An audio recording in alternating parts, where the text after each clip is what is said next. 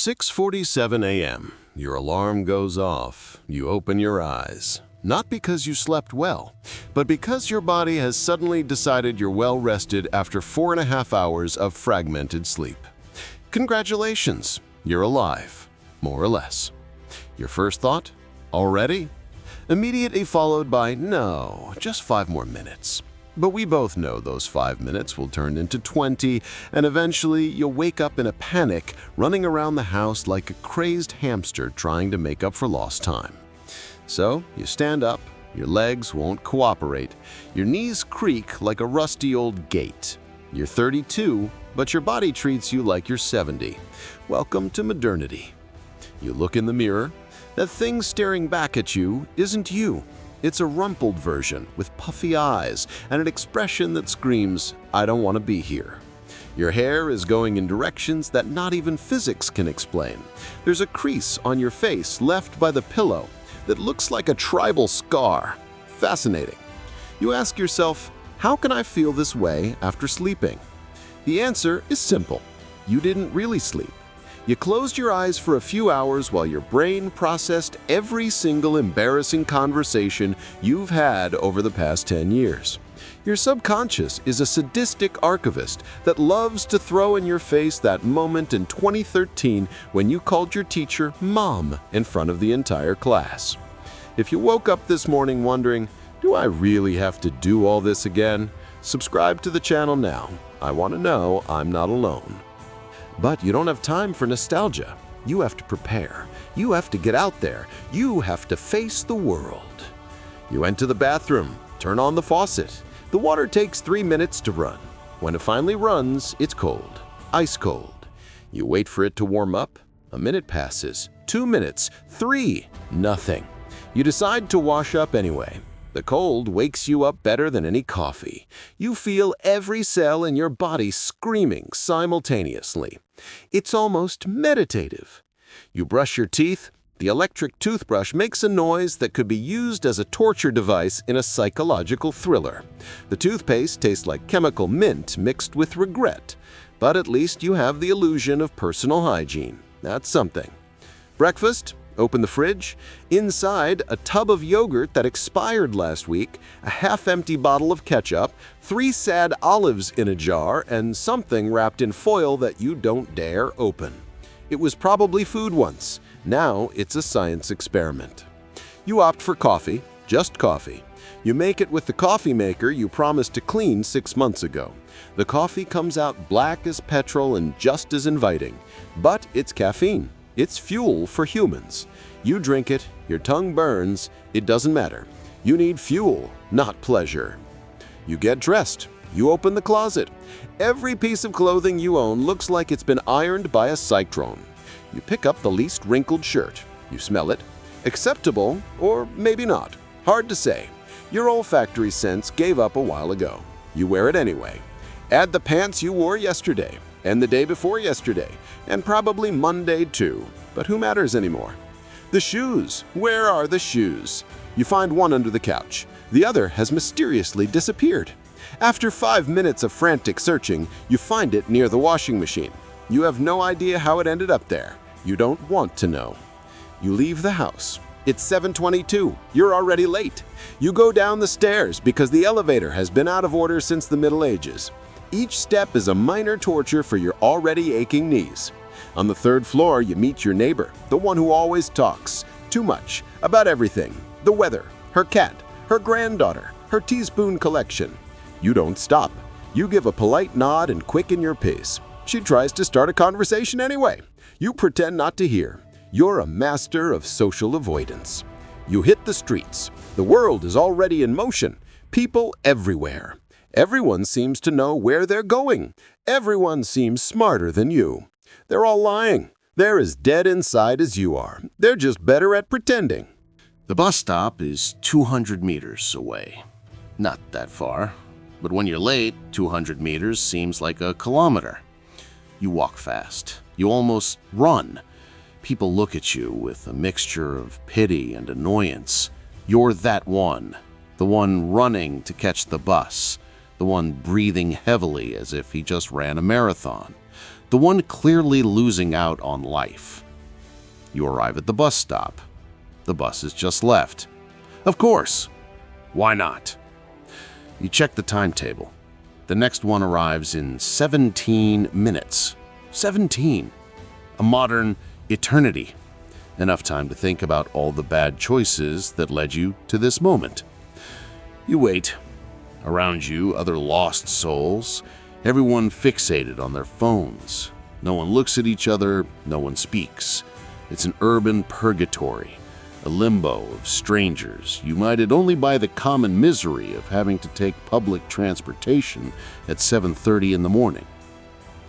Your phone vibrates. You open your work group chat. 33 unread messages. It's been 15 minutes since you last checked. You scroll. It's all urgent. It's all important. It could all wait. But no, it needs to be discussed at 7:32 on a Tuesday morning, because people have decided that the boundaries between private life and work are just a bourgeois illusion. The bus arrives. It's full. Of course. You get on anyway. You're wedged between a man who smells of aggressive aftershave and a woman with a bag the size of a small refrigerator. There's no room to breathe, no room to exist. You're just another sardine in a moving box. The bus pulls away.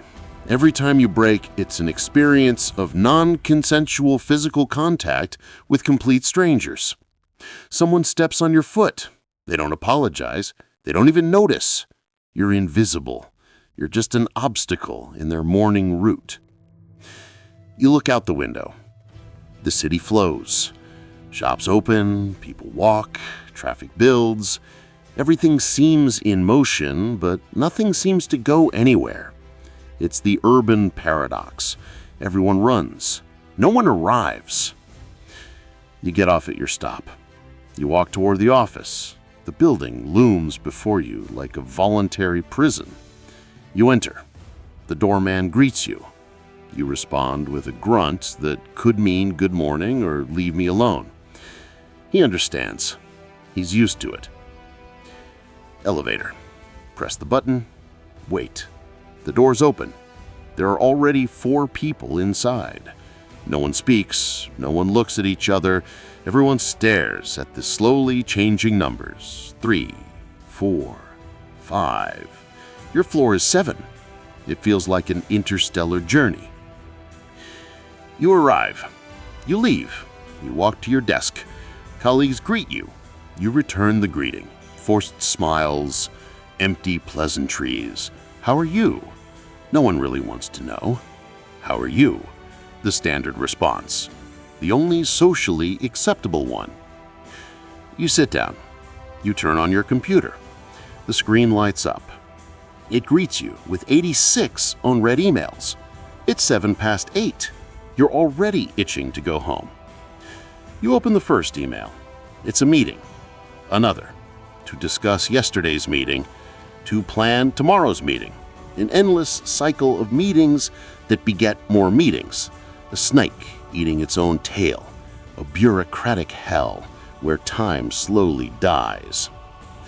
Scroll through your other emails. Half are spam disguised as networking opportunities. A quarter are automated reminders for things you've already done. The rest are urgent requests from colleagues who had 3 weeks to complete something but decided that this morning at 8 a.m. was the perfect time to ask for your help. The phone vibrates. The group chat is still active. Someone shared a meme. Someone else responds with an emoji. A third begins a philosophical discussion about where to go for lunch. It's 8:14. 3 hours and 46 minutes until lunch. But the planning has already begun. Because priorities. You try to focus on work, real work. But every 5 minutes, there's an interruption. A colleague drops by for a chat. Another email arrives. A notification rings. The human brain isn't designed for this. It's not designed to be constantly bombarded with stimuli. But here we are, in the age of fragmented attention, of hyper-connectivity that paradoxically disconnects us from everything that truly matters. Coffee break. 9:30. You get up, go to the break area. The coffee machine has seen better days, probably better decades, but it's all you have. Press the button, the mechanism groans. After an eternity, a brown liquid comes out that you dare call coffee. You drink it. It tastes of regret and burnt plastic, but it contains caffeine. It's all you need. A colleague approaches. He wants to talk about the weekend, about the weather, about cosmic nothingness. You nod. You smile. You feign interest. Inside, you're screaming. But on the outside, you're a professional, a master of social drama, a consummate actor on the stage of forced normality. You return to your desk. More emails, more messages, more tasks pile up like snow in a digital storm. Every notification is a small cortisol rush. Your nervous system is in constant alert mode. There is no peace. There is no silence. Only the endless noise of the modern world. Always demanding more. Ever faster, ever more urgent. Lunch, finally. Go down to the cafeteria. The menu has been the same every Tuesday since you've been working here. Pasta with tomato sauce tastes like dyed water. Chicken has the consistency of bubblegum. Salad looks like it was picked during the Ice Age. Choose pasta. It's the least risky option. Or maybe not. It's impossible to say. You sit, alone. You prefer it that way. Silence. Or at least the kind of noisy silence that exists in crowded cafeterias. You eat mechanically. You don't savor it. You don't enjoy it. It's just fuel, just a necessary break in the endless flow of the workday. The phone vibrates, of course, even during lunch. Work never sleeps. It never rests. It follows you everywhere, like a lingering shadow, like a debt you can never fully repay. You return to your desk. The afternoon stretches out before you like an endless desert. 4 more hours. 4 hours of emails, meetings, calls, documents to review, reports to compile, presentations to prepare. Work begets more work. It's a physical law of office life. 3 o'clock. Meeting. You connect to the video call. 6 people are connected.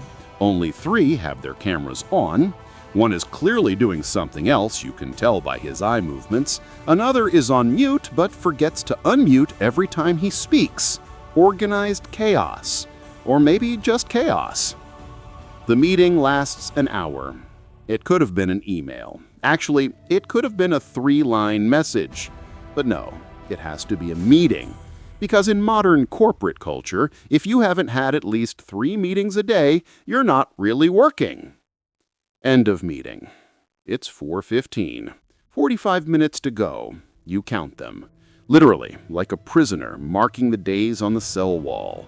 Every minute is a small victory. Every second that passes brings you closer to the temporary freedom called the end of the workday. Your phone vibrates. Again. Always. Endlessly. A text from your girlfriend, or boyfriend, or best friend, or cat. It doesn't matter. Someone who represents real life, the life that exists outside these walls. They ask you how you're doing. You reply with an emoji, a smiley face. You're lying, but that's okay. Everyone lies. It's the social glue that holds together this collective farce called modern civilization. 5 o'clock. The end. You turn off the computer. You get up. You greet your colleagues. They greet you. Good evening. You too. Ritual phrases. Empty. Automatic. Like everything else. You step outside. The outside air hits you. It's still daytime. The sun hasn't set yet. For some strange reason, this surprises you. As if you expected it to be dark already. As if the outside world had followed the rhythm of your internal neural boot. Bus stop. Again, the return journey, the reverse journey, the same routine but in reverse. Waits, more lost souls, more tired faces, more blank stares. We're all just trying to get home, to return to our little corner of the world where we can finally take off our masks, where we can finally fall apart. The bus arrives. You get on, less crowded this time. You even find a seat, luxury. You sit down, close your eyes, just for a moment, just to breathe. The motion of the bus is almost relaxing, like a rocking cradle. You could fall asleep, but you don't, because you're afraid of missing your stop. And having to walk all this way again would be the final straw. You arrive. You get off. You walk home. The streets are less crowded now. The city is slowing down, slowly, like an animal preparing for the night. The shops close, the lights come on. There's something melancholic about this moment. That limbo between day and night, between work and rest, between performance and authenticity. You enter the house. Close the door. Finally. You're alone. No one's watching. No one's judging you. No one needs anything from you.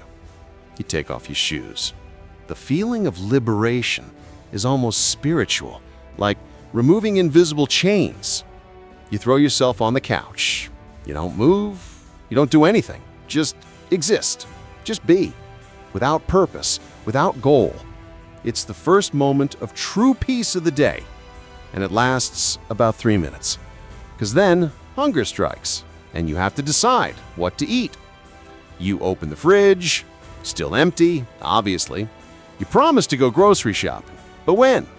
Between work and tiredness, meetings and obligations, when exactly were you supposed to find the time? You order food from your phone. Home delivery, modern technology, beautiful, terrible. That allows you to survive without ever having to truly face life. Choose something. Doesn't matter what. You've stopped having preferences. It's all the same. It's all fuel. You wait. The food arrives. You eat in front of the TV or in front of the computer or in front of the phone. Any screen will do. Any distraction is welcome because in silence, thoughts come. And thoughts ask uncomfortable questions. Is this the life you wanted? Is this everything? What are you really doing? You finish eating. It's 8:30. You still have a little time before you have to go to bed, to start all over again tomorrow, to repeat the same cycle, the same routine, the same endless pattern. You scroll through social media, video after video, post after post. Seemingly perfect lives, seemingly happy people, vacations, smiles, successes. All filtered, all curated, all fake. But you watch it anyway, because it's easier to consume other people's lives than to live your own. 10 p.m. You should go to bed. Tomorrow's another day, another battle, another round in the same ring. But you're not going. Not yet. Because going to bed means admitting the day's over. It means accepting that tomorrow everything will start again. And you're not ready. So you stay awake. You scroll. You watch. You consume. Content without content. Entertainment that doesn't really entertain. Just filler. Just noise to cover the silence within. That voice that keeps asking, what now? Midnight. You finally go to bed. You lie down, you close your eyes, but sleep doesn't come. Your brain is still on, still processing, still ruminating about what you did, about what you didn't do, about what you should do. An endless loop of thoughts chasing each other relentlessly. You toss and turn. The pillow's too hot and too cold. The mattress suddenly feels like it's made of rocks. Every position is uncomfortable. Your body won't cooperate. Finally, you fall asleep. Around 1:30, maybe 2. You don't remember exactly. Doesn't matter. Because in a few hours, too few, the alarm will ring again and everything will start again. And while you sleep, or at least while your body pretends to sleep, the world keeps turning. Other people in your same situation, others who will wake up tired tomorrow, others who will take the same bus, others who will force a smile at their colleagues, others who will count the minutes until the end of the shift. We're all in the same show, all playing the same script, all pretending that it's okay, that it's normal, that this is how it's supposed to be. And maybe so. Maybe there's no alternative. Or maybe there is. But discovering it would require energy we don't have, courage we've buried under years of routine, hope we've stopped cultivating because it's easier to expect nothing. Tomorrow will be another day, just like today, just like yesterday, just like all the days to come, until something changes, until someone decides enough is enough, until the mask falls. But for now, let's sleep, or try, with the fragile consolation that at least for a few hours, we don't have to pretend. We don't have to perform. We don't have to be anyone but ourselves. Tired, confused, trapped, but at least real. If you recognized yourself today, leave a like. Press that button as if it were an act of rebellion. Tell me in the comments, what was the moment you thought, enough, I can't take it anymore? I want to create a space where we can take off our masks and tell the truth. Subscribe to the channel if you want more journeys like this. We don't tell ready-made lies here. We tell uncomfortable truths. I hope you find, between today and tomorrow, even just one moment of truth, where you don't have to pretend. See you in the next video, if we survive. Bye.